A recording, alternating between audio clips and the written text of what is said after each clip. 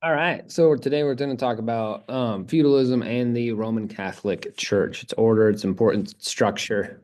Um, Now, to get started, I want you guys to understand that there will be a divide. It doesn't necessarily happen during the 800s and 900s in the early Middle Ages, but there is a huge divide for most of the Middle Ages, Renaissance, Reformation between Eastern Christianity and Western Christianity. Okay, and it's called the Great Schism. Okay, and it's this divide between the Eastern Orthodox Christians, Orthodox meaning the original Christians and how Christianity was originally established, and then the system of Roman Catholicism, where we have the Pope and the clergy and the bishops and the priests, which we'll talk about here in a second. Okay, and what they end up ultimately being divided on is the Pope's and the Pope and his authority, and the Byzantines choose ultimately to not follow the Pope, and so it's caused a huge divide down the middle of Christianity with the Byzantines and the Western Europeans. Okay, so the structure of the church in the Western in Roman Catholicism is based off of the Pope being the leader. He is the supreme authority of all of the Christian church.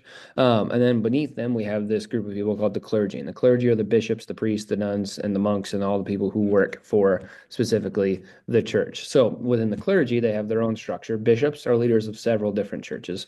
The priests are leaders of single individual churches, and the monks and nuns are followers of the church who work very closely with the priests and the bishops to carry out all of the duties and activities of the church. Okay. And so all these churches and all these groups are found and dotted all across Europe, and pretty much a church in every single feudal community. And people were expected to participate and follow and pay money to the church. Okay. And so this structure does have a huge impact on feudalism because people were forced to be part of the Christian church, and the church becomes a large political influence as well as a religious influence. And we'll see the relationship between the Pope and kings across Europe become strained because of what happened with Charlemagne and what happened with the Holy Roman Empire. So I thought it was very important and significant for us to go over all of the structure of the church. So make sure you get all of this written down in your notes on Monday. So thank you very much. You guys have a good rest of your day.